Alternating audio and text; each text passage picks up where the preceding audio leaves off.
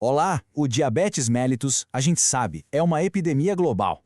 Mas hoje, nosso foco vai ser em uma das suas complicações mais sérias e muitas vezes silenciosa. O dano que ele causa nos nervos. É o que chamamos de neuropatia diabética.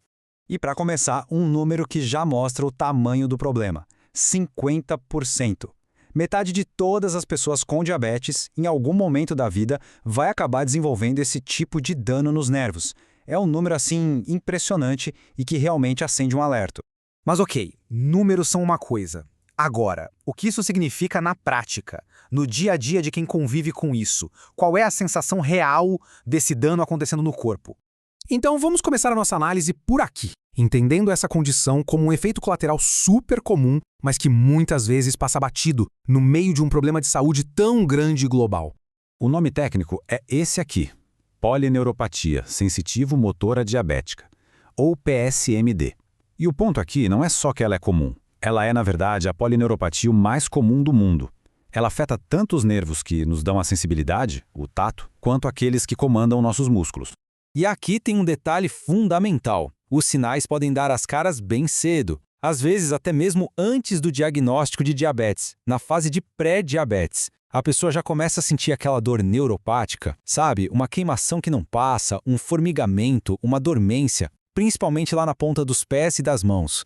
Vamos pensar nos nossos nervos como se fossem a fiação elétrica do nosso corpo. O dano causado pelo diabetes pode bagunçar essa fiação de duas maneiras principais. É isso que a gente vai ver agora. E aqui fica bem claro de ver a diferença. De um lado tem a neuropatia difusa, que é o caso da PSMD. Ela é mais espalhada, afeta várias áreas ao mesmo tempo. É como se a rede elétrica da casa inteira estivesse com problema. Já do outro lado, a neuropatia focal. Aí o problema é mais localizado. É um curto-circuito num ponto bem específico, como acontece na síndrome do túnel do carpo, por exemplo. Certo. Mas então, como é que os médicos chegam a essa conclusão? O diagnóstico não é só um exame. É um processo, um verdadeiro trabalho de investigação, quase de detetive mesmo. E o princípio básico é este aqui. É um diagnóstico de exclusão. O que isso quer dizer? Que antes de bater um martelo e dizer que é neuropatia diabética, o médico precisa, metodicamente, investigar e descartar todas as outras possíveis causas para aqueles sintomas. Coisas como falta de vitaminas ou até contato com alguma toxina.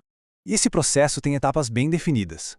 Tudo começa com uma boa conversa, para entender em detalhes os sintomas. Depois, vem o exame físico, para testar os reflexos, a sensibilidade e, por fim, para confirmar, entram os testes elétricos, que vão medir na prática como os nervos estão funcionando. No exame físico, se usam ferramentas como essa, o Sistema de Pontuação de Toronto. Elas são super importantes porque ajudam a transformar as queixas e observações, que são meio subjetivas, em dados, em números. Isso torna um diagnóstico bem mais preciso. E, para fechar o quebra-cabeça, os estudos de condução nervosa são a peça-chave. Eles são essenciais. É com eles que se mede a velocidade e a força dos sinais elétricos que passam pelos nervos, confirmando de um jeito bem objetivo o tipo de dano que a gente vê na PSMD. Agora, vamos mudar um pouco o foco e falar sobre a vida com essa condição. Como é o tratamento e, mais importante, quais são as perspectivas para o futuro? Olha, essa frase que vem direto da fonte é bem forte e direta, né? Ela mostra o cenário que temos hoje. Mas, atenção! Isso não quer dizer que não há o que fazer. Muito pelo contrário.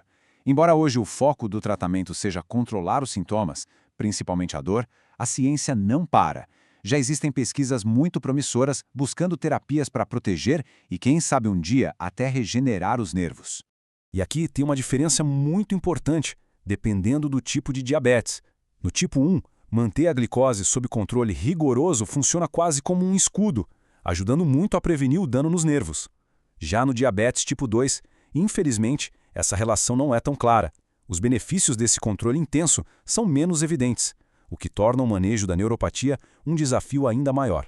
Enquanto novas terapias não chegam, o foco total é no alívio da dor. E para isso, existe um verdadeiro arsenal de medicamentos. Essa tabela aqui mostra as principais categorias, vai de anticonvulsivantes até antidepressivos. O objetivo de todos eles é, de alguma forma, acalmar o sistema nervoso e diminuir esses sinais de dor. Então, no fim das contas, a mensagem principal é: prevenção e ação são as palavras-chave. Lá no comecinho, na fase de pré-diabetes, mudar o estilo de vida, com dieta e exercício, pode fazer uma diferença enorme. E para quem já tem a doença mais avançada, o cuidado com os pés vira uma rotina sagrada para evitar complicações bem sérias. E a gente termina com essa pergunta para reflexão. As projeções mostram que o diabetes vai continuar crescendo muito no mundo todo. Diante disso, a saúde dos nervos deixa de ser um problema individual e se torna uma questão de saúde pública gigante. Fica a pergunta: como nós, como sociedade, vamos encarar esse desafio que só tende a crescer?